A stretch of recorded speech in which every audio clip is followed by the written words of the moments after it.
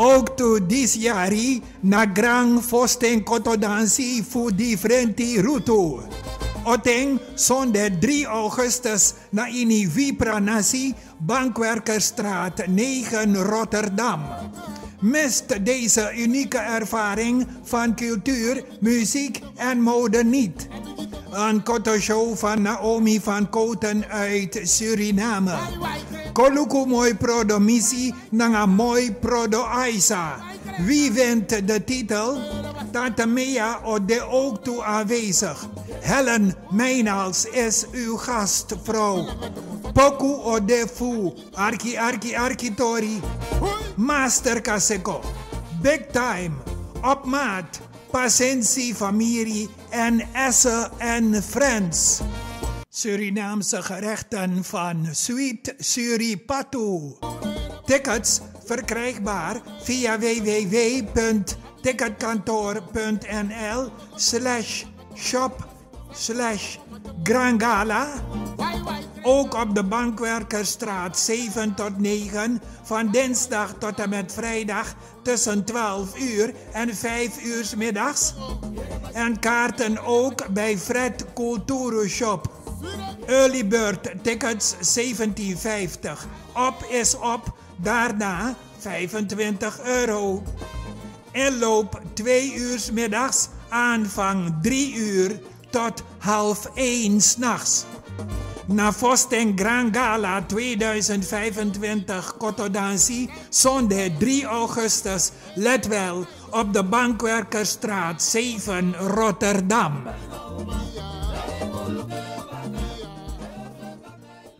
Goedemiddag dames en heren, welkom bij Kulturu TV.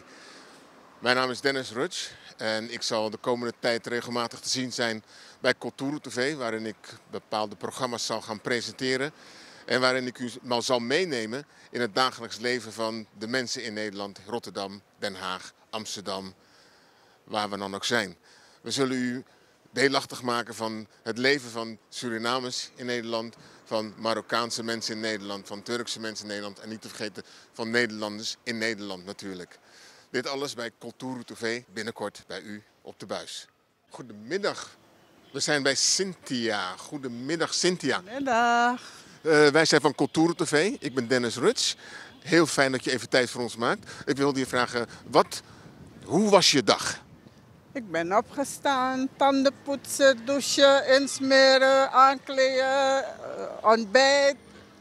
En dan heb ik een bojo gemaakt voor de buurvrouw. En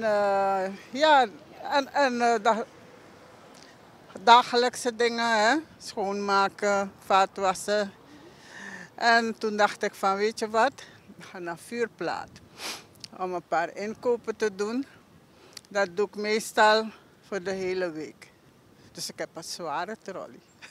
Een zware trolley? Maar ik hoorde één ding wat gelijk mijn interesse heeft, bojo. Ja, bojo heb ik gemaakt. Ik ben vorige week jarig geweest. En toen heb ik ook een bojo en een pom gemaakt. En ze vond het zo lekker. Dus ze dacht van, Cynthia, ik breng gerust stukken zalven voor je, maak een bojo voor me. Ik zeg oké, morgen, want het moest ontdooien. Dus vanmorgen vroeg heb ik het verder gemaakt. En ze heeft hem al ontvangen? Ja, ik heb het, voordat ik wegging heb ik het verder gebracht. Ze was zo verrast, want het was een groot blik. Maakt u vaker dingen voor mensen die u kent? Alleen voor me, als mijn zonen jarig zijn, mijn kleinkinderen. Ja, en ik. Ik ben pas jarig geweest. Dus ik had het ook voor mezelf gemaakt, voor de gasten. En hoe was uw jaar? Rustig. Het was geen kroonjaar. Volgend jaar is het een kroonjaar. Ja, volgend jaar is Biggie-jaar. Dan word ik 70. Ja. Dus 69 geworden. Ja, gewoon een zitje met de kinderen, de kleinkinderen. En dan is de woonkamer vol. Ik heb 7 kleinkinderen. Ja. En hoeveel kinderen heeft u zelf? 2 jongens, 2 heren. Eentje van 45 en eentje van 36. Dus. En 7 kleinkinderen? 7 kleinkinderen, ja. Mijn oudste heeft 5 en de jongste heeft 2. lang bent u al in Nederland? U komt vanuit Suriname? Ja, 93, dus 32 jaar. 93, februari 93 ben ik vertrokken. Toen was de koers 1 op 10. En toen dacht ik van, nou, omgerekend was het 200 Nederlands, hè? Met 17 dienstjaren. Dus ik dacht, ja, je moest toen voor alles in de rij staan. Ik weet niet als jullie die jaren kennen, toen je voor alles in de rij. Brood, melk, gasoline. Welk jaar tel ik niet 80? Ja, vanaf 85 werd het moeilijk. Werd steeds moeilijker. En ik zat aan het werk. Dus als ik van het werk kwam, was alles op. Brood was op, melk was op. Gasoline moest ik zaterdagmorgen vroeg in de rij gaan staan. Maar die mannen gingen vrijdagavond al in de rij staan. Dus ik sloot aan kilometer verder. Dus 2 keer hebben ze zo voor me gedaan. Is op, dan kan je in een andere rij gaan staan. Dus ik dacht van, nou man. Was het moeilijk om een visum te krijgen op die tijd? Om naar Nederland? Meneer, ik had zo'n geluk. Want toen kreeg dus de helft van het gezin kreeg een visum.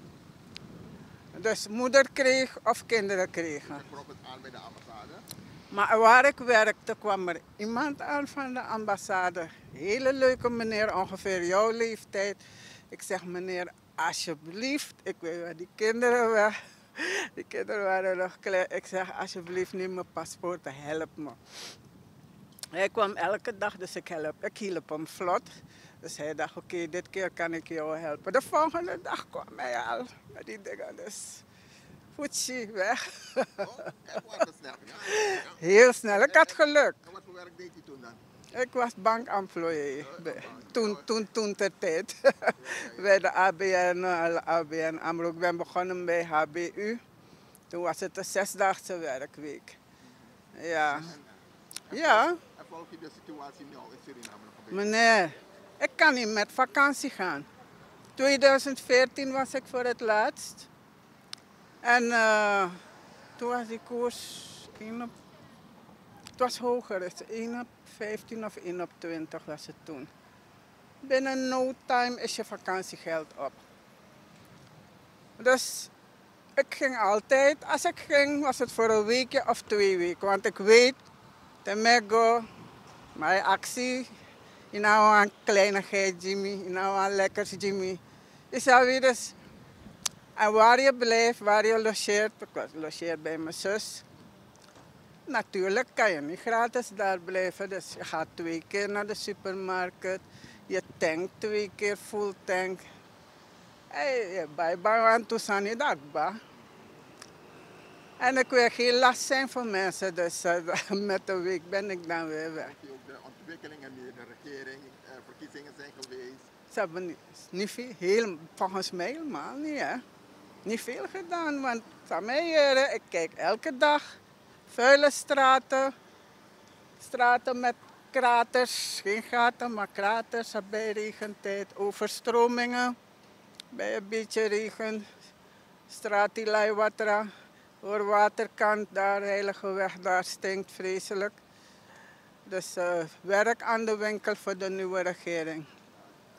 En wat denkt u dat die nieuwe regering gaat doen? Ik hoop dat ze waar kan maken wat ze heeft beloofd. Want ze heeft beloofd dat ze het in orde gaat, maar dat zei Chan ook. Maar ja, Chan heeft zijn grappen maken, die heeft niets gedaan van wat hij had beloofd. Dus ik hoop dat deze vrouw waarmaakt wat ze heeft beloofd. Ja. Oké, maar hier in Nederland vindt u dat het hier gaat? Wilders, pardon. Ja. Wat vindt u van de situatie in Nederland?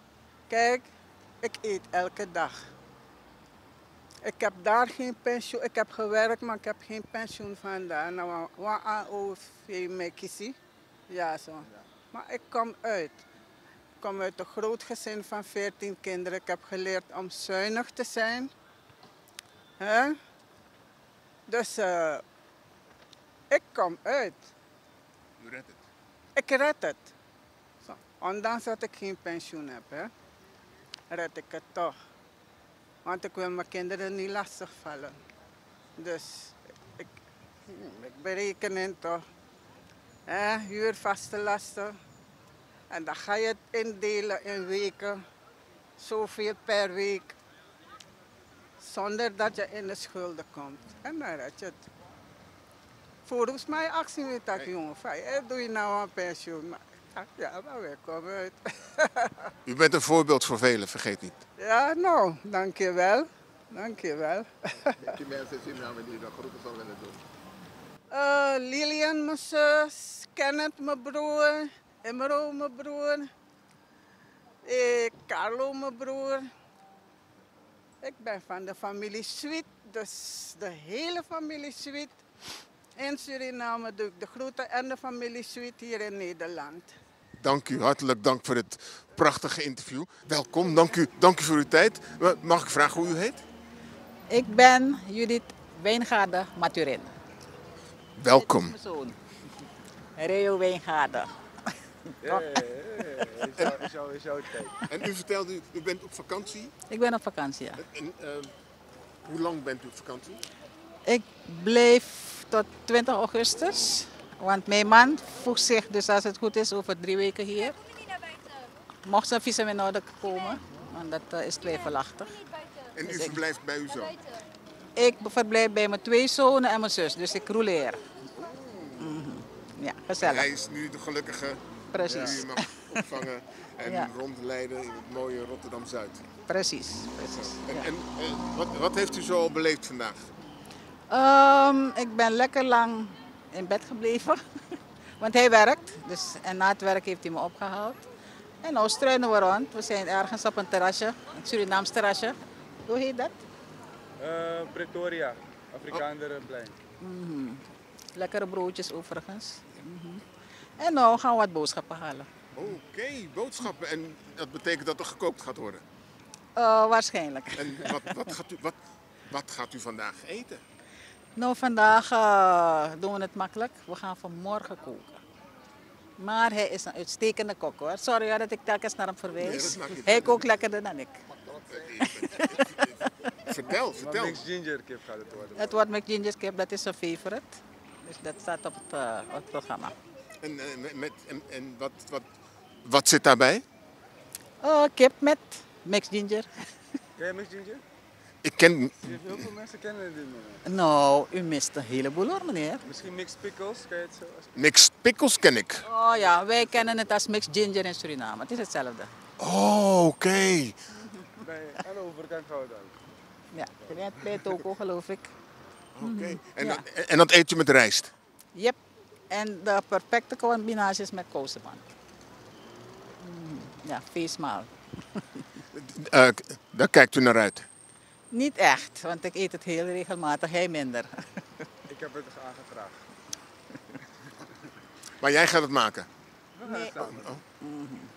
Ja, het is een van de weinige dingen die ik goed kan Oh, in de keuken? in de keuken. Ja. Zijn vader en hij die overtreffen me met alles. Oh, maar u bent toch wel goed op andere gebieden? Oh jawel. Kunt u daar iets over vertellen? Waar moet ik beginnen? 1000 poot.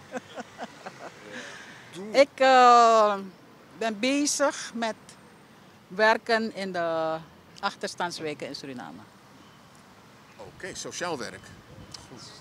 Sociaal-maatschappelijk. Sociaal-maatschappelijk. Ja. En wat doet u dan precies? Wij proberen de wortels van armoede te tackelen. Dat is mijn passie. Het is de afgelopen 5 jaar niet gelukt. Dus we kijken echt met hoop en verwachting naar deze nieuwe regering.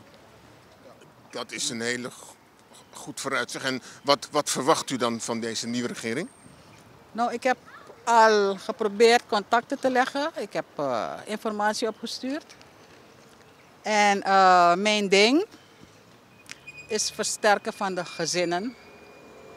Want zwakke gezinnen vormen zwakke communities en omgekeerd. En we zien het in een Ramgoe, in een, noem maar op, Wintiwai, Pontbuiten.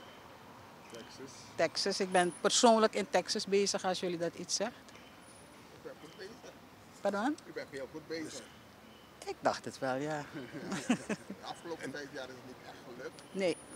Wat zou het aan kunnen lukken? We hebben de medewerking niet gekregen waar we die van hadden gehoopt en verwacht. En was toegezegd. Precies, want dat wilde ik vragen. Want was die toegezegd? Officieel. Officieel, maar niks van terecht gekomen. Nope. En heeft deze regering iets toegezegd? Nou, de regering is nog niet gestart, hè? Oh nee, ze wordt gevormd. Dus, Ja. ik heb wel contacten gelegd. Het ziet er hoopvol uit. Dus we zijn bezig. We hebben dus 5 jaar lang ervaring opgedaan, visies ontwikkeld, strategieën. Wat is het ergste wat echt niet goed was? Echt zorg, onderwijs, wat is het? Armoede, wat echt Die het ergste? armoede, want ik heb kinderen met honger gezien. Persoonlijk. Kinderen die met honger naar bed gingen bijvoorbeeld. En naar school. Ja. Nou, hoe moet een kind leren? Precies. En waarom deed er... Oké, maar dat is een regering die... Laten we het hopen. Echt waar, want ik heb het echt bewust afgesloten. Want anders raak ik alleen maar verbitterd. Want we hebben de gelegenheid gehad. We hebben het niet benut. We hebben... Suriname heel rijk is, hè? Ja. Ja, maar het gaat dus echt wat ik... En ik zeg het overal wat ik heb meegemaakt persoonlijk. Liefdeloosheid, meedogenloos, arrogant, Mensen zijn hard. gewetenloos, Ja. hypocriet. Dat heb ik persoonlijk meegemaakt. Mensen die worden betaald van ons belastinggeld om het leven, de kwaliteit van leven van de gezinnen en hun komende generaties te verbeteren, die kwaliteit, die hebben het nagelaten. Was hij in Suriname tijdens de tijd van de verkiezingen? Jawel. Dus hij heeft meegemaakt dat stroom was uitgevallen. Ik woon daar. Dus met de verkiezingen dat er mensen zijn gefraudeerd. Nou, dat weet ik niet. Bij mij is stroom niet uitgevallen. Nee, maar ik bedoel, tijdens Ja. de telling. Ja, ik weet het niet hoor. Aan dat soort dingen hecht ik ook weinig waarde hoor. Gelukkig. Dat toch, ondanks stroom was uitgevallen. Ja, dat- de zaken dat er zijn... een nieuwe regering gevormd wordt. Ja, in alle rust. En we hebben nog complimenten gehad internationaal. Dus het was een beetje emotioneel. Maar dat Ja. zijn wij. Dat is het vaak. Maar ik ben hoopvol gestemd, want ik vind het Ja, ik namelijk heel bijzonder dat we een vrouwelijke minister-president Dat krijgen. is heel bijzonder. En Heel ik hoop bijzonder. dat zij met haar vrouwelijke inzichten, met haar vrouwelijke energie... Naast haar leadership skills, die naast- combinatie. Maar dat heeft ze van zichzelf Ja. dus al. Dus Ja. zij zal een meerwaarde hebben en iets naar de tafel brengen wat al die mannen tot nu toe... Ja, ze hebben er niks van gebakken, hè? Laten we eerlijk zijn. Ik vind het niet leuk om te zeggen, maar ik moet wel toegeven. Het is een feit. Dus ik hoop dat zij echt nu... Ja, ik heb er alle vertrouwen in. Ja, tot nu toe. 50 jaar onafhankelijk. Bent u daar in Suriname? Ja, ik vertrek in augustus. Ja. Is om naar uit te kijken. Ja, het wordt een bijzonder jaar, denk ik. En ik ken de Cultuur TV ook in Suriname. Jawel, ik kijk regelmatig. En jullie zijn ook in Texas geweest met die jonge man. Hij is nou niet meer bij jullie, dacht ik. Hè? Oh ja, aha. Nou, die heeft gefilmd bij ons op een school en bij een project. Goed om te horen. Ja. Dat is leuk om te horen. Nou, en blij dat u bent in Nederland. Wat vindt u van Nederland nu? Ja, het is duurder geworden. Ik ben er elk jaar bij mijn kinderen en mijn kleinkinderen, dus ik volg het wel. Oh, oké. Dus u Dus, ziet het langzaam verschuiven naar duurder en duurder. Ja, elk jaar is het een stukje duurder. Oké.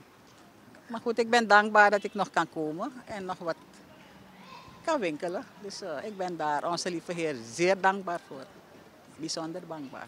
Nou, wij zijn u dankbaar voor dit gesprek. Heel graag gedaan. En zijn... Nou, ik heb daar nog mijn man, die nooit kijkt naar televisie overigens, of internet. Maar ja, schoonzussen, mensen van de gemeente waar ik lid van ben. Dus doei.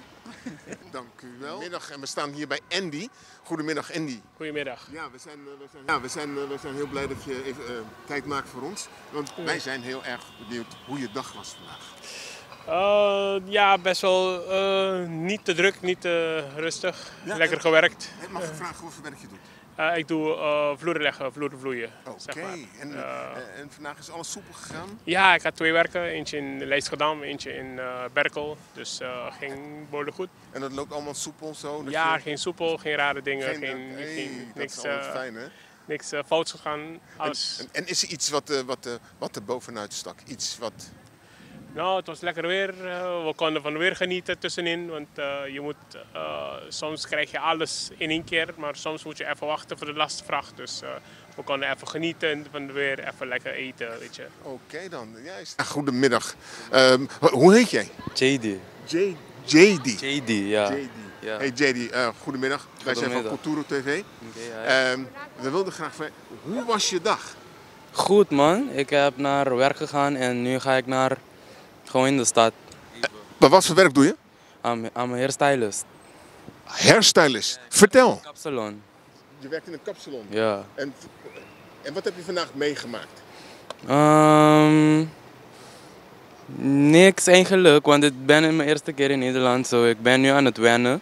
Dus ik ga gewoon deze dagen zijn slow, maar ja. Dus, En waar kom je vandaan? Curaçao. Curaçao. Oké. Ja. Maar vandaag, je bent pas begonnen met knippen? Ja, ik ben 1 week hier. Dus ja, nu heb ik pas beginnen met haren doen hier in Nederland. En hoe bevalt het in Nederland? Ja, goed. Goed, leuk. Ja, heel anders dan Curaçao. Wat is het verschil met Curaçao? De klanten, de vibe, de kapsalon zijn helemaal verschillend dan in Curaçao. En heb je voor ons een voorbeeld van wat verschillend is met Curaçao? Ja, net heb ik gezegd, de klanten, de vibe, de kapsalon, alles is gewoon een beetje anders dan hier in Curaçao. Dan daar in Curaçao. Beter of slechter? Beter. Ja, sommige zijn beter, sommige is het gewoon 50-50. Dus je hebt eigenlijk een goede dag gehad vandaag? Ja man. Ja. Mag ik vragen of je ook iets minder goeds hebt meegemaakt? Dat ik niet... ik hou niet om niks te doen, dus zitten en niks te doen. En je moet sommige dagen zijn niet zo klanten, dus je moet gewoon zitten wachten. En daar hou ik niet van. Maar ja, moet het doen. Ja. Ja, zo. Dus je houdt niet van... Je bent een actief baasje? Ja, ik hou om bezig te houden. Oké dan. Ja. Hey, dank je. Ja, jij bedankt. Ja, alle haren, ja. Sluikhaar, afrohaar. Voor vrouwen, ik werk niet, ik scheer niet, mannen. Dus ik wil leren ook, maar mijn professionele kant van haar is extensions, kleuren, knippen, zo type dingen. Is het black hair alleen of alles? Ja, nee, alles. Black hair plus sluikhaar. En heb je opleiding hiervoor gevolgd? Ja, in Curaçao heb ik naar school gegaan en plus een cursus van haren. Ja. Ben je een week hier in Nederland? En hoe bevalt Nederland jou? Wat valt je op in Nederland? Ik kan nu je vraag je niet beantwoorden, want ik moet toch sommige dingen toch wennen hier in Nederland. Ik ben nu gewoon nieuw hier, dus ik moet sommige dingen ervaren. Dan kan ik die vraag je antwoorden. Maar je hebt nu wel, ik neem aan dat je wel al tegen dingen bent aangelopen die anders zijn. Ja, ik ben niet gewend om elke... Is het duurder in Nederland? Is het verschil met Curaçao? Hoe is dat? Ja, het is eigenlijk niet zo verschil, want Curaçao is ook een beetje duur. Dus ik ben gewoon niet gewend om elke dag metro en tram gewoon te pakken, want ik heb gewoon mijn auto in Curaçao, maar dat is nieuw voor me hier. En de weer is anders, in Curaçao is veel heel heet, dus ja, sommige type dingen. Dan heeft Nederland nog een verrassing voor je binnenkort. Ja man, ja. Ja, ik ben excited voor Nederland om wat het op mijn weg zit hier. Ja man. Dan wil ik je danken namens Culturo TV. Humphrey Kasteel, welkom bij Culturo TV. Oké. We wilden vragen, hoe was uw dag vandaag? Heerlijk. Met deze weer is helemaal wat anders wat normaal is hier op Nederland. Wat heeft u vandaag zo gedaan? Vandaag slapen. Nee, vandaag overdag. Nee, ik ging gewoon even buiten in de zon zitten, een beetje fietsen. Een beetje genieten van de dag, van de zon, van de weer. En waar geniet u dan? Nee, ik ging gewoon rondrijden even bij Lanseland. En daar bij Afrikanderplein, daar, langs de brugje daarachter. En daarna heb ik hier terug bij mijn moeder gekomen. Ja? Ja. En dat is je dag? Ja, dat was het. Oké. Dat was het. Maar heb je geen piek of dalen? Sorry? Wat is het leukste wat je vandaag hebt beleefd? Nee, ik ging gewoon heerlijk naar die brug daar kijken en video's maken van die brug. De Erasmusbrug? Ja, precies. Ik ging daar kijken en het was echt top, mooi. Mooi. En wat vond u zo mooi? Ja, de natuur, de water, de brug en een heleboel mensen lopen. En daarna zie je die metro, tram, auto's, alles door elkaar daar. Dat was leuk. U komt uit Rotterdam? Ik kom van Curaçao. U woont in Rotterdam? Ja, ik kom hier bij mijn moeder. Mijn moeder woont hier. Want u vertelt zo over Rotterdam, hoe mooi het is en de toeristen. Ja, want ik was eerder bij Zeeland. Dus dat is helemaal wat anders van wat in Rotterdam is. In Zeeland? Wat heeft u daar gedaan? Nee, ik woonde een tijdje daar bij een camping, een caravan. Dus ik was daar een tijdje. Dus het is helemaal wat anders van Rotterdam. En hoe komt u dan op een camping of een caravan te wonen? Ja, ik had een kans om een caravan te kopen. En ik heb op een ammervel gezet. Dus die kans had ik gekregen.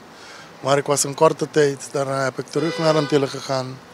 Dus ik kwam nog constant bij mijn moeder hier op bezoek. Visite, weet je. Dat. En hoe was het om op een camping te wonen? Heerlijk, heerlijk. Want het is helemaal wat anders. No? Want daar is gewoon andere dingen. Er is meer strand. Dus het is alles anders dan hier in Rotterdam. En mag ik vragen hoe lang u daar gewoond heeft? 3 jaar. Ook tijdens de winterperiodes? Ja. Ja. En hoe deed u dat met de kou? Was het koud? Ja, daar is altijd koud. Daar is geen zomer daar. Voor mij is geen zomer daar. Voor mij daar is geen zomer. Wanneer hun zeggen zomer, die warmte wat we hier hebben, bestaat niet in Zeeland. Dat bestaat niet in Zeeland. Het is altijd koud daar.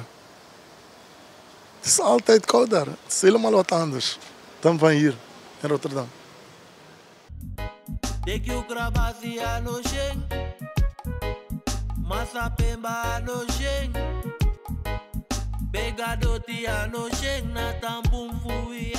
En als u in Rotterdam bent, zijn er dingen waar u zich aan ergert? Hoezo? Dingen die u vervelend vindt? Nee joh, tot nu toe. Voor mij heb ik geen last, heb ik niks, dus ik ga gewoon uit. Mensen zijn wel vriendelijk hier van eerder, weet je. Bijvoorbeeld, ik heb een fiets, ik moet sommige keren die ketting vast doen. Ik vraag gewoon iemand, hey, kun je die ketting die doen? Maar eerder, ik kreeg iemand daar op die grond die er lopen gewoon door. Dus, ja, nee, eerder nooit. Nee? Maar nu wel. Wat heeft hulp nodig als u de ketting wil doen? Ja, want die ketting is een beetje verroest, want die ketting is een tijdje gestaan. Dus ik heb een beetje hulp nodig om soms die ketting... Ja, nee, maar die hand is ook een kleine probleem. Dus daarvoor vraag ik een help en die mensen gewoon help je, gewoon openmaken, dichtmaken. Hier in Rotterdam helpen ze, maar in Zeeland niet? Nee, hier in Rotterdam helpen ze nu, maar eerder niet. Eerder niet. Eerder 5 jaar, 8 jaar, 10 jaar geleden, nee. Als mensen zien, je eet arm zien, ja. Als mensen dat zien, dan helpen ze niet? Eerder niet. Nee? Nee, eerder hier in Rotterdam niet. Eerder hier in Rotterdam, hun krijgen jou daar beneden en bloed en alles. Ja? En trappen je gewoon door. Echt waar? Ja. En wat mag ik vragen wat er is gebeurd? Is dat een ongeluk gebeurd? Ja, ik heb een ongeluk gekregen in 2002 in Curaçao. Motorongeluk. Motor? Ja, motorongeluk. Ja, ik had een motorongeluk gekregen, dus het was heftig. Ik was eigenlijk dood, maar ja. Je reed hard? Nee, het was gewoon een aanrijding dat iemand me heeft aanrijd. Dus ik ging in de vangrail, ik heb allemaal bloed verloren. Dus het was een heftige ding.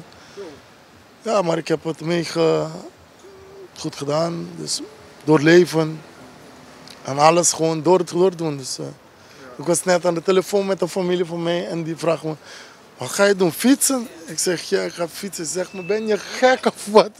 Ik zeg, ja, wat moet ik doen? Binnen blijven zitten? Nee, dat ga ik niet. Weer lekker naar buiten. Ja, toch. Ja, toch. Maar je krijgt wel hulp van Nederland. Nee. Je krijgt geen hulp.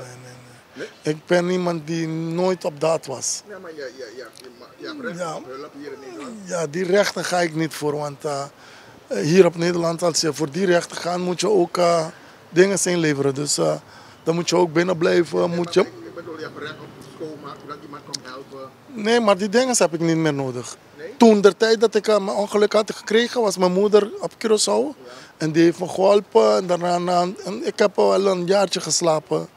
Na die jaartje begon ik met zelf dingen te doen. Dus Maar in Rotterdam heb je toch recht op een spoedmobiel of iets, noem maar op. Ja, maar ik heb die dingen niet nodig. Ik voel me gewoon goed. Ja. Ik voel me 100%. Ik voel me niet zo, want sommige keren vragen ze mensen, hey, maar je bent gehandicapt. Dan denk ik, oh ja, ik ben het. Maar ik voel me niet zo. Alles zelf? Ja. Dus je hebt geen hulp nodig dat je sokken moet dragen? Nee. Ik doe het op een manier, maar ik doe het wel. Zo. Ja, ik ben al 32 jaar gewend met dit. Ja, maar sommige mensen hebben hulp nodig. Maar Ja, hoe ga je met sokken maar dragen? sommige mensen maken misbruik van zijn gehandicap. Ja. Want gehandicap betekent niet dat je dingen niet kan. Je doet je dingen, ik doe mijn dingen tot waar ik het niet kan. Bijvoorbeeld, wanneer ik probeer die ketting te doen, maar omdat die geroest is een beetje hard, dan moet je die ketting met de hand vasthouden. Dus die kleine dingen, dat ik het niet kan, maar ik ga wel proberen. Want ik was bij 2 plekken gestaan om foto's te maken en ik probeer.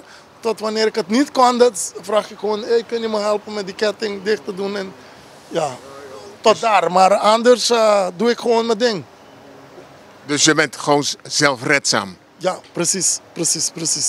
Dat is een groot goed, hè? Ja, via dat ben ik nog steeds in leven. Anders had ik het niet gered. Je bent... Anders had ik het niet gered. Was de ambulance op tijd gekomen? Nee, ik was dood, dus de ambulance wilde me niet eens meenemen. Nee, ik had in een varreel geslaan. Ja? Dus ik had mijn aarde van mijn hart, alles kapot. Dus al mijn bloed was er beneden. Dus die ambulance op Curaçao zegt dat hun ze me niet meenemen. Dus ik was dood voor hun. Maar kwam een vriend van mij daar, heeft me opgetild van de grond, naar het hospitaal gezet. Dan moeten ze toch werken op mij. Hebben jullie ambulance niet aangeklaagd of zo? Nee, want hun hebben gezien dat ik dood was. Ja, maar je leeft. Ja, maar de laatste woord geeft God. No? Hun kunnen iets zeggen, maar het laatste woord geeft God. Maar ja, die man moet zien dat ze fout zijn. Dan doen ze hun werk niet goed. Ja, maar ik was eigenlijk dood. Ja, maar ik heb de tweede leven gekregen, dat is anders. Ik heb de tweede leven gekregen. Weet je, sommige mensen zeggen, ze hebben de dood in ogen gezien. Ja. Ervaren. Ja, ik heb dat ook. Wat zie je? Wat heb je gezien? Ja, voor mij was het een beetje mooi. Want ik heb gewoon de heilige gezien. Ik heb hem gezien vanaf de benen. En ik vecht om hem te kijken. Dat was gewoon een mooie licht, een flinke licht. Maar ik kon het tot hier zien, dus tot hier kon ik zien. Ben je teruggekomen op aarde? Nee, ik had een afspraak met hem gemaakt. Want ik hou van mijn kinderen en mijn kinderen waren klein toen. En ja, ik heb hem die tweede kans gevraagd. Om tenminste mijn kinderen te zien. En onbewust heb ik hem gezegd, neem wat je wil van mij. Maar niet mijn kinderen. Dus, ja. Je had dan op dat moment? Ja, denk ik, want op dat moment was ik bijna geen 20. Beide mijn armen waren helemaal kapot. Allebei? Ja, beide, allemaal kapot. Allebei. Beide. Zo. Hier heb ik alleen 3 vingertjes, tot daar. Ja. Dus ze gaan niet helemaal voor. Dus, maar ik had gewoon aan God gevraagd een kansje. En ik zeg hem, onbewust zeg ik hem, neem mijn arm, neem wat je wil. En toen ik uit coma kwam, had ik gewoon 1 arm. Alle mannen van ongeluk van motor hadden probleem met voeten, heup en alles. Maar alleen ik had die arm niet. Dus. Maar ik wist al wat het was. Maar psycholoog en die dingen zeggen naar mij dat ik zal niet meer lopen.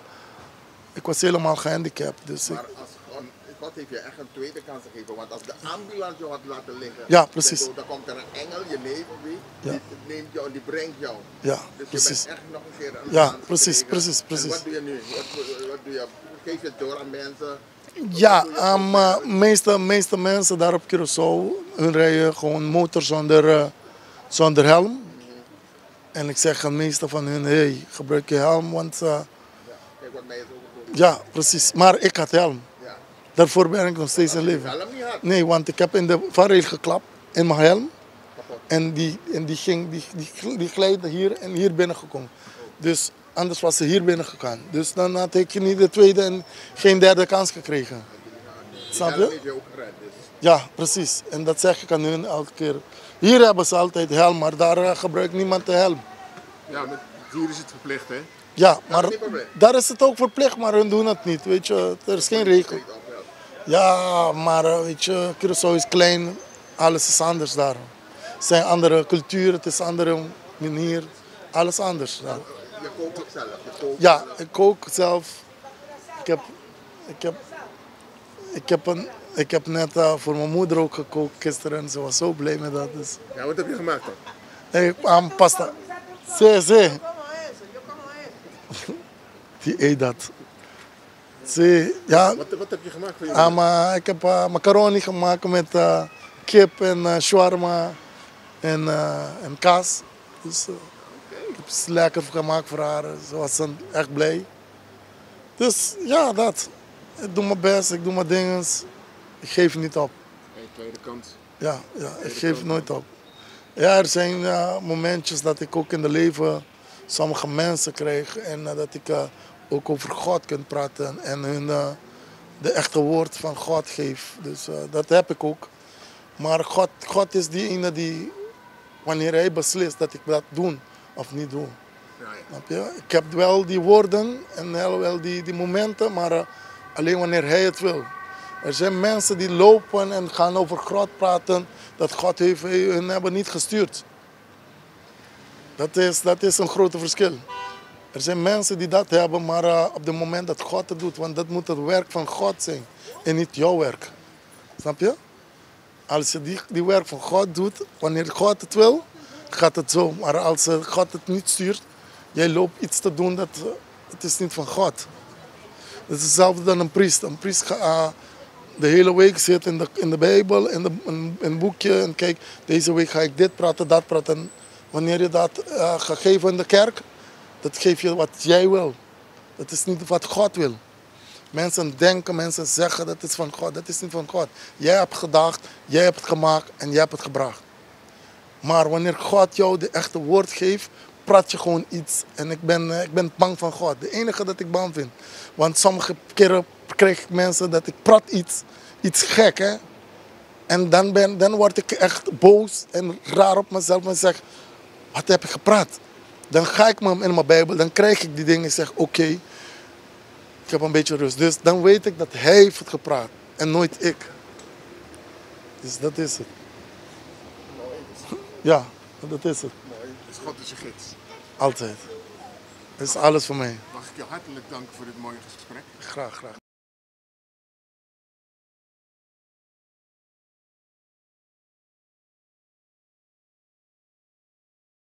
Hartelijk welkom Ruud bij Culturu TV. Nou ja, dit is ook echt een toevallige ontmoeting. Ja. Hoe was je dag? Mijn dag, heel rustig. Ik ben begonnen, ik moest naar de tandarts. Moest ik zijn vanmiddag. Dus dat gedaan hebbende was ik thuis rond, hoe laat zal het geweest zijn? 2 uur. 2 uur was ik thuis. Nou, gewoon de huishoudelijke dingen doen. Dus zoals je ziet, we gaan... Jullie hebben boodschappen gedaan? Nou, een stuk watermeloen en ik weet niet of we kunnen zeggen gin. Dus watermeloen, behoorlijk stuk en een fles gin had Nicolette besteld. En we gaan nu kip halen. En wat gaan jullie met die gin doen? Die gaan we dadelijk lekker drinken. Ja, niet een hele fles, maar wel een glaasje. Oké. Hey, en wat gaan jullie eten? Nou. De bedoeling is dat ik rijst met snijbonen en kip. En Nicolette, wat ga jij? Ook. Dus dat. Je eet gewoon met hem mee? Nou, nee, luister, dat komt niet vaak voor, want zij heeft een heel ander eetregime. En vanwege het vrouw zijn, gewicht, lijn en nou ja, ik kan het hebben, dus ik eet nogal wat de pot schaf. Hey, Nico, Nicolette, kan je vertellen wat jij dan anders eet dan Ruud? Minder vet. Ook dat te zien. En ook minder gewoon. Kleine stukjes. Minder rijst. Heel veel groenten, dat wel. Maar voor vandaag eet jij mee? Ja, vandaag eet ik mee. Maar ik heb wel mijn eigen rijst. Maar je ziet er gewoon goed uit. Ik bedoel... Ik moet wel wat voor doen. Komt niet vanzelf. Nee. En wat doe je dan daarvoor? Heel veel sporten, gezond eten. Dat is maar toch ook maar wel een beetje genieten nog. Dat dacht ik wel, want als je er een fles gin in huis haalt... Moet kunnen, glaasje. Kleine dingetjes, ja. Maar toch? Ja. Hey, en hoe was jouw dag? Ik heb thuis gewerkt. Thuis gewerkt. Vertel eens, wat doe je dan thuis? Administratie. Bij een verzekeringskantoor. Dus ja, daar ben ik de hele dag mee bezig geweest. En dat is gewoon een soort van vlakke dag? Ja, niet veel bijzonders. Geen pieken, weinig dalen? Ja, inderdaad. Gewoon een usual day at home. Ik ben toch wel nieuwsgierig aan het worden hoe dat dan is bij jullie at home. Ja, ik werk gewoon in mijn werkkamer en Ruud zit dan gewoon in de woonkamer of buiten. Hij was vandaag vrij dus. Nee, want ik werk 4 dagen in de week, dus normaal ben ik vandaag aan het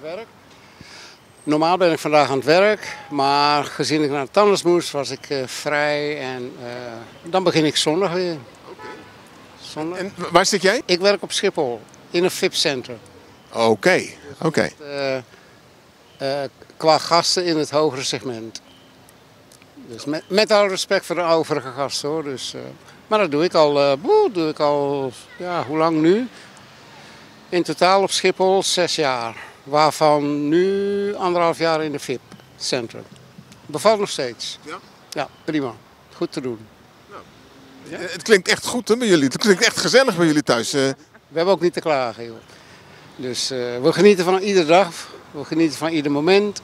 Het leven is te kostbaar om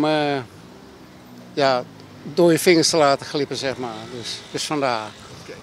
Dus, nou. Zijn er nog mensen die je de groeten wil doen? Want dit is wel een uniek moment. Hè? Ik sta hier dus met mijn broer. Oh ja, dat is ook toevallig. Mijn oudste broer. Ja. Toevallig. Ja. En dit gaan ze ook in Suriname zien. Oh ja joh. Dus, nou, welk ziet onze mama dit. Ja, dus ik ga even mijn moeder groeten. Ja. Maar bij deze. Oh, ik heb mama. 2 Rotterdamse boys. Ja, groeten u. Opgegroeid in Spangen. En mocht Suriname kijken.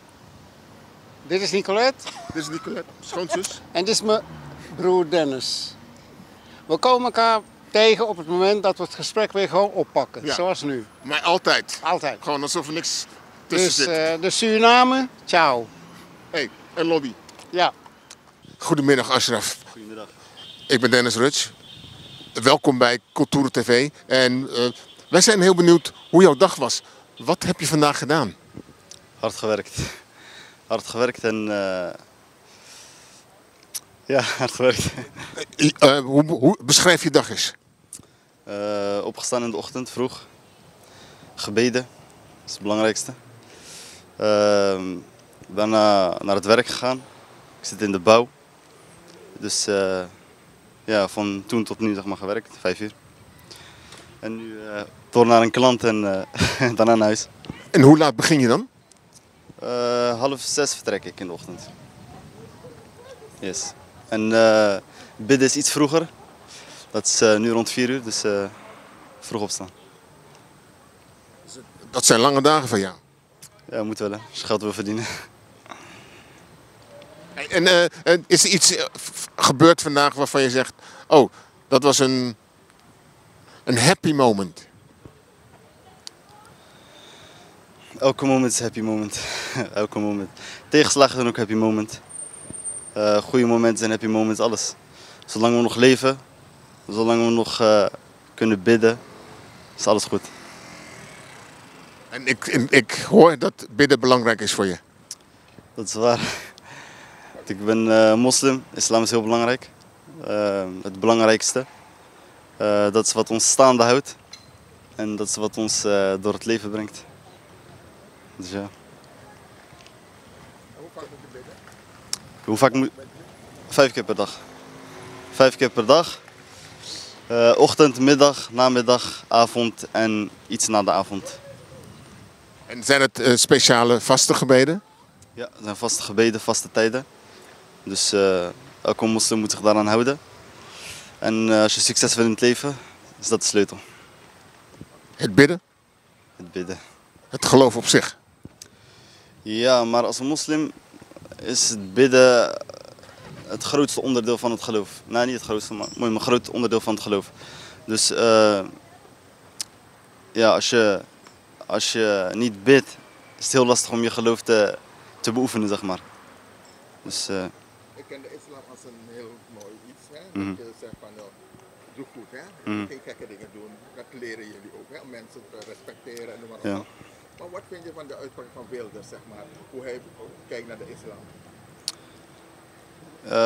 Ja, Wilders mag zeggen wat hij wil. Het is vrij land. Want jij bent een gelovige, je gelooft daarin en dat iemand zo over je geloof praat, zeg maar. Ja, in principe doet mij niks. Het is niet, ja, hij leeft zijn leven, ik leef mijn leven. Aan het eind van de dag zien we wel wie er gelijk heeft. Dus, ja. En ja, natuurlijk, het is aan alle moslims om gewoon goed karakter te tonen tegen iedereen, goed of slecht. En geduld, dat is het belangrijkste. Ja, je trekt er niets van aan, je leeft, nee. je niet van je dag, je werkt hard voor je centen om ja, door te komen.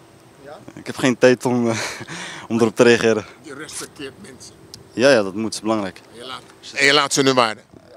Jazeker, als je zelf gerespecteerd moet worden, moet je eerst respect tonen. Toch? Okay, dat vind ik heel mooi. Straks aan, dan weet je al op wie je gaat stemmen? Ik stem niet. nee. En mag ik vragen waarom niet? Ja, het is niet toegestaan volgens het geloof om te stemmen in een land dat geen islamitische leiders heeft, zeg maar. Dus waarom zou ik moeten stemmen op iemand die niet volgens de islam gaat handelen? Snap je?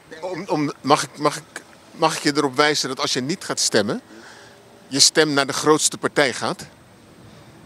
Ja, dat is leuk voor ze, toch? Ook als die partij Wilders is? Ja, dat is geen probleem. Wilders is nu aan de macht geweest, we hebben gezien dat hij niks heeft gedaan. Dus ik kan nog steeds bidden, ik ga nog steeds naar de moskee. Denk is toch moslim? Wat zei je? Denk? Ja, maar Denk is geen moslimpartij, hè? Hij is een moslim, maar het is geen islamitische... Ja, maar hij gaat niet handelen naar de islam.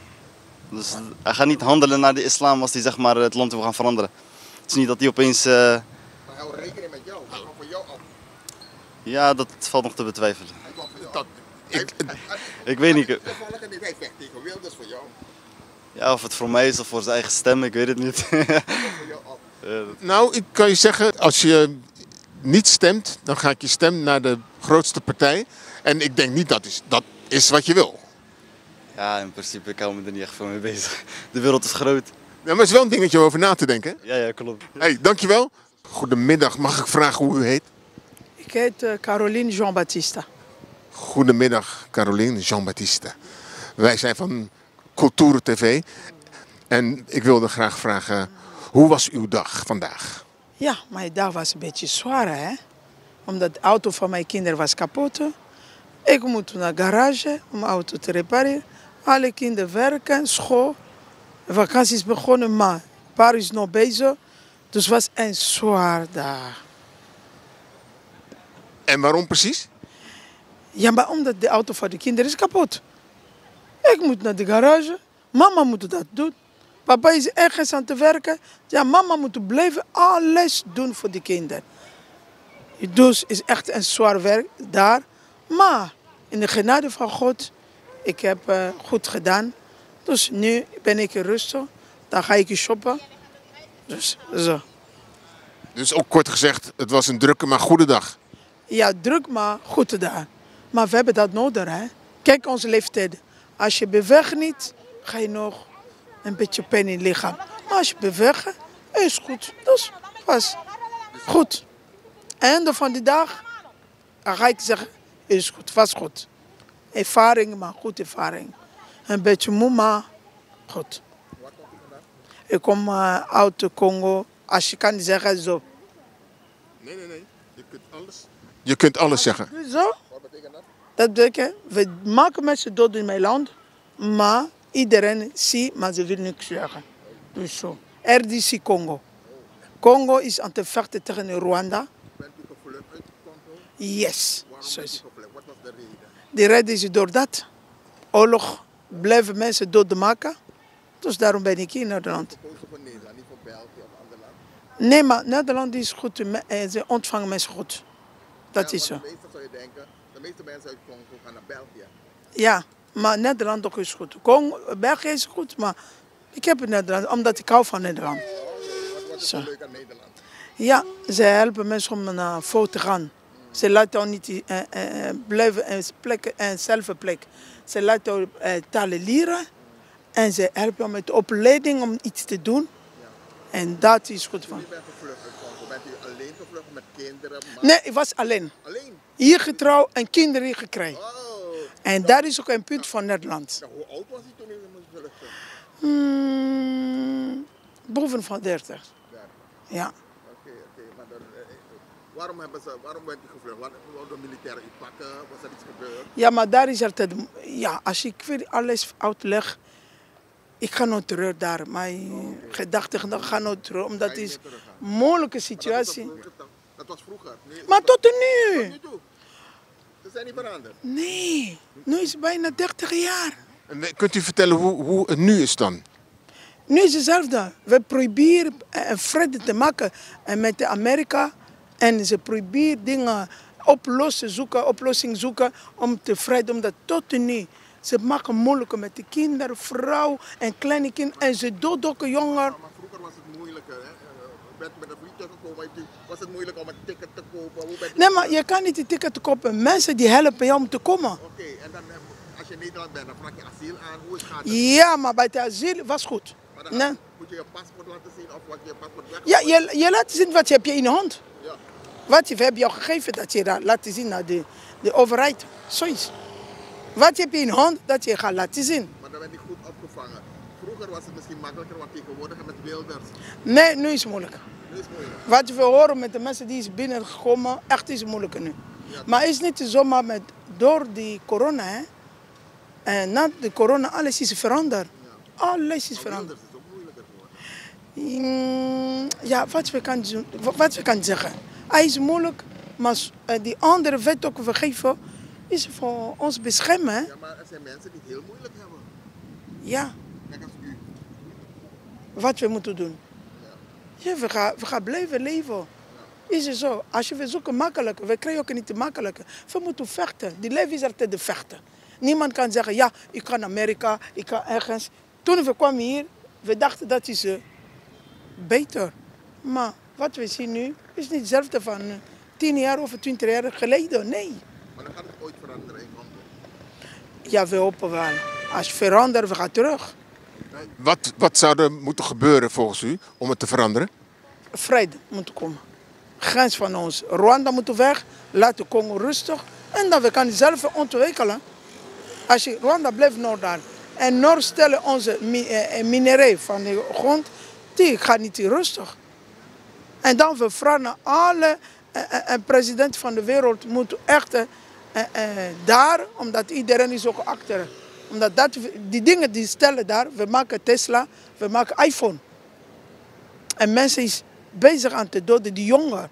Daarom we willen deze dingen moeten stoppen. We willen vrede, net als hier in Nederland. Erop is er geen oorlog, maar waarom daar? Maar u weet dus wel dat de grondstoffen die ze daar uit de grond halen, dat ze die dus inderdaad voor telefoons gebruiken, voor Tesla's? Tesla, ja. Deze dingen ze halen daarbij Goma, Kivu en ze gebruiken om Tesla te maken en iPhone. Nou, hoe is het leven nou in Nederland? Ik ben techniek. Nee. We komen niet uit met ons geld. Nee, we leven in de min. Min. Je werkt, je krijgt salaris, je betalen en nu is het duur. Gas is het duur. Ja, zeg maar. Alles is duurder geworden. Duurder geworden. 3 jaar, ik betaal en ik koop 80. Maar nu is het 200. Wat denken jullie? Want uw man werkt, uw man krijgt een salaris en toch komt hij niet uit. Nee, is niet genoeg. Ja, maar we leven. Toch willen we niet min, maar we kijken. De auto is kapot gegaan. Ja. Betaald worden. Je betaald worden. Garage nog. Je moet zoeken welke garage is goedkoper. We hebben een ander garage. Spens. Maar als je gaat naar een ander garage. Wat was met de auto gebeurd dan? Was het afje kapot of wat? Nee, was dingen, hoe kan ik zeggen? Banden, hè? Iets van de band was kapot. Ja, weet. Ja, kostte wel. En nu ga je lekker boodschappen doen. Ja, nu ga ik boodschappen. Wat de pot vandaag? Wat gaat u eten vandaag? Vandaar, ja, ik ga spaghetti. Spaghetti? Ja. Lekker Nederlands eten. Of Italiaans? Italiaans is altijd lekker. Laten wij dingen zo genieten, blijven genieten. Lachen. We zijn christelijke. Ik ben een gelovige vrouw. En diepe. Dus ik weet, alles gaat goed komen. Ja, toch even lachen, ook al heb je min op de rekening. Maar ja, maar wat denk je? Ik ga slapen, ik ga wakker, ik ga alles doen, maar toch is min. Maar we wachten, misschien dingen gaan veranderen, wie weet. De lotto winnen of zo? Nee, lotto niet. Die wil je niet? Nee? Maar probeer maar niet daar. Nee? Wat moeten we doen dan? Ja, maar blijf alleen maar werken. Lotto is geen werken. Het is geen werk. Als je lotto koopt, misschien ben je misschien. Ja, blijven werken en ga naar kerken bieden om je rust te krijgen. En dan die leven gaat door. Toch? Je kan niet zitten en verdrieten, nee. En dan? Wat krijg je als je blijft zitten en verdriet? Krijg je niks. Ga door met jouw leven. Ook min, maar ga door. Blijven lachen. We weten maar nooit misschien. Echt, als je daar klaar, ik ga terug. Hier is nu beter voor de kinderen. Niet voor ons. We moeten echt terug en rusten daar. Mooi zon. En biologische dingen eten. Niet hier dingen met gemengd met de verre. Ja. Dus dat we weten niet. Maar kom goed. Maar denk wel nog, als je een land jou ontvangt en je hebt al een plek gegeven, werken, moet altijd denkbaar zijn. Zo is het. Mag ik u hartelijk danken voor dit mooie gesprek? Dank u wel. Tot de volgende keer. Culturo TV dankt u hartelijk. Dank u wel nog. Dank u wel. God bless you. Goedemiddag. Hi. Hallo, we zijn hier bij Claudia. Fijn dat je even tijd voor ons maakt. Zeker, tuurlijk. Ik wilde graag weten, hoe was je dag? Erg druk. Erg druk. Vertel, wat is het drukste wat je gedaan hebt? Ik werk in de zorg, dus best wel pittig, op een PG-afdeling. Dus best wel En hard PG werken. is voor? Dementie. Voor dementie. Zware dementie. Oké, en wat is dat? Vertel eens hoe zo'n dag eruit ziet. Ik begin om 's ochtends om 7 uur. Dan ga ik meestal de eerste ronde doen. Ga ik medicatie delen, insuline prikken en dan de mensen wassen. Oh. En dat is de hele dag door. Dat is heel de dag door. Ja. En dan heb je 's ochtends en 's middags en 's avonds of de middag bepaalde routines. Ja, je hebt 's ochtends heb je dan de ochtendzorg. En dan ga je tussen de middag gaan de gastvrouwen gaan de mensen eten geven. En dan gaan wij weer de medicatie delen. En zo gaan we 24 uur per dag door. En is er vandaag iets opgevallen? Is er iets gebeurd wat normaal niet gebeurt? Nee, vandaag was een rustige dag gelukkig. Een rustige ja, dag, hè? Het was wel druk, maar de mensen waren heel druk. En vooral met het warme weer. En het warme weer, zorgt dat voor extra problemen? Ja, ze worden onrustiger. Want er zijn mensen die kunnen niet zeggen van ik ben moe, ik ga nu naar bed of ik heb het nu warm. Dat kunnen ze niet meer aangeven. Oh ja, ze kunnen, dat is best wel een dingetje. Ze kunnen zich dit niet meer goed uiten. Nee, en, klopt. Maar hoe doen ze dat dan? Meestal zie je het, hè. Ze zweten, ze hebben een hele benauwde indruk. Dus dat val je wel op, als je goed oplet. Oké, en is dat als je dat dan merkt, je bent natuurlijk op een gegeven moment geroutineerd erin. Ja. En als dat niet soepel loopt, wat gebeurt er dan? En dan nemen we actie, want we hebben agogen, hebben we spigologen hebben we lopen. Dus we hebben altijd mensen om ons heen. Oké, dus jullie werken in een team dus? In een team, ja. Oké, dus ja. waarschijnlijk artsen, psychologen, alles, ja. psychiaters ja. die dan bijspringen? Klopt. Oké, nou fijn. Ja. Hey, en zijn er nog dingen die je wil melden? Hoe is het? Je woont in Rotterdam? Ik woon in Rotterdam, Rotterdam-Zuid. En ja. hoe bevalt het in Rotterdam? Ja, ik heb het naar mijn zin. Ja, hoe lang woon je hier al? Bijna 9 jaar. 9 jaar? Ja. En waar kom je vandaan? Uit Spijkenisse. Spijkenisse? Heel andere buurt. Ja, ligt er een beetje tegenaan, hè? Ja. Spijk City. Klopt. Dat is ja. niet bijna... Ja, Rotterdam groeit naar Spijkenisse Ja, toe. klopt. Dus- Maar het bevalt wel hier hoor. Ja? Tuurlijk, je hebt je up en downs. Maar ik denk bij mij als iedereen nog gewoon op zijn eigen let. Ja, maar je komt wel, is het wel te doen? Ja, ik heb geen problemen meer, maar ik werk natuurlijk ook 36 uur. Dus ik ben meerdere op mijn werk, Ja, kom ik thuis. oké. Dus ik maak me niet druk. Dus het gaat eigenlijk wel goed met je? Gelukkig wel. Gelukkig wel. Gelukkig. Heel fijn om te horen. Ja. De politiek. Zullen we het eens even over de politiek Ja, hebben? is Want goed. dat is natuurlijk wel iets wat dit moment speelt. Hè? Ik bedoel, we hebben net 1,5 jaar een regering gehad. Die heeft niet zoveel voor elkaar weten te boksen. Nee. En die ligt weer op zijn gat. Hoe nu verder? Ik vind het heel moeilijk. Ik vind het echt heel moeilijk. Ja? Ik vind het allemaal, het is zo'n rommeltje en een zootje geworden. Ik vind het moeilijk. Lastig? Ja. Ja. Maar vind je het lastig om je mening te uiten? Of vind je het Nee, lastig mijn mening uiten om- doe ik toch wel. Ja? Maar ik vind het gewoon lastig hoe alles in zijn werking gaat, Oh. denk ik. Oké. Maar je hebt wel een helder beeld van hoe de boel in elkaar steekt. Ja, dat wel. En wat vind je daarvan? Ja, ik vind het wat ik om me heen hoor, net zoals mensen die hier naartoe komen in Nederland, die overal voorrang voor krijgen, vind ik wel iets minder. Ja. Want ik heb een dochter van 21, die zoekt graag een huis en dat gaat zo moeizaam. Ja, maar dat is niet. Dat ligt natuurlijk niet aan de mensen die hier naartoe komen. Nee, maar gewoon aan de Ja. regering. De besluiten die hun nemen, Ja. dat bedoel ik. Maar dat is dus. En daarom wilde ik weten hoe je dat dan ziet. Want we komen nu dus gelijk op iets wat super essentieel is. Ja. Een plek om te wonen. Ja. Want de mensen die verlaten natuurlijk niet voor niks hun huis en haard daar. Klopt, Dus die ja. komen hier helemaal niks. Met helemaal niks. En sommige mensen die wonen 5, 6, 7, 8, 9, 10 jaar in zo'n opvang. Ja. En die krijgen dan uiteindelijk een plek. Maar ja, veel pijn en moeite, hè? Ja, zeker. Dus dat is niet iets wat ze in de schoot geworpen wordt. Maar zo wordt het vaak Maar gepresenteerd. zo wordt het vaak gepresenteerd, Ja. dat bedoel ik, weet je? Maar daar wil ik dus even tegenover stellen dat het net iets anders in elkaar Ja. steekt. Want zo'n procedure... Dat gaat heel lang duren. Dat is Ja. 10 jaar, hè? Ja. Ik heb toevallig ooit met mensen van de IND gewerkt. Die heb ik getraind. En ik heb casussen gelezen. Dat waren pittige casussen. Ja. Van mensen die dus iedereen kwijt waren. En hier in een opvang zaten met allemaal vreemden. Ja. Ja, dat is hartverscheurend. En als ik dan de lotgevallen op de televisie zag en de mensen over hoorde klagen, Ja. dan dacht ik van, je moet dus een rapport lezen. Ja, dat je het hele verhaal weet, Dan, ja. en dan voel je de pijn Ja. en het verdriet en de onmacht. En dat Ja. je alles hebt achtergelaten. Klopt. Want ja, ik heb ook kinderen. Ja. En die zoeken ook een woning. Ja. En ik probeer het dan uit te leggen. En ze begrijpen het wel. Maar het is natuurlijk lastig. Ja. Ik begrijp het. Natuurlijk wil je dat een kind... Ik kom zelf uit Rotterdam. Ik ben hier opgegroeid. Ja. En in die tijd dat ik opgroeide waren de woningen zat. Ja, zeker. Ja. Dus wat is er gebeurd? Ja. Ik denk te vol, ik weet het niet. Ja, nee, niet te vol. Dus ik denk, want er is genoeg ruimte. Ja. Alleen er wordt geld verdiend. Ja, dat is waar. Ja. Mag ik je heel erg hartelijk Ja, hoor, danken graag gedaan. voor het korte gesprek. Goedenavond, dames en heren. Dit was het dan weer voor Culturo TV. Mijn naam is Dennis Rutsch. En ik hoop u de volgende keer weer te zien, weer te spreken. En u mee te nemen in de bijzondere verhalen die al deze mensen te vertellen hebben. U kunt ons volgen op culturotv.com, YouTube en TikTok kunt u ons ook vinden. En zelfs op Insta waarschijnlijk ook nog. Wij zijn overal. Culturo TV. Voor u en voor iedereen.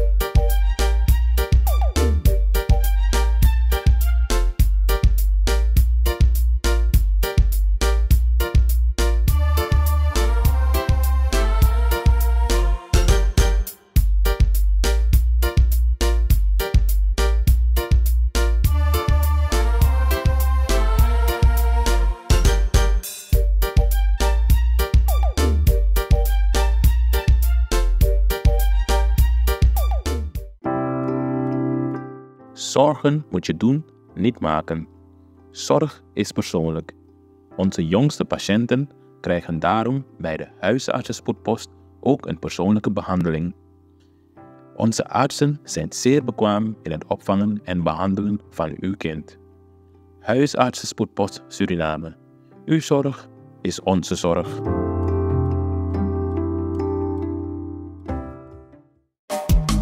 Vaderland, Suriname is mijn vaderland. Yeah. Vaderland, Suriname is mijn vaderland. Suriname is een heilig land, maar we doen wat we onheilig staan.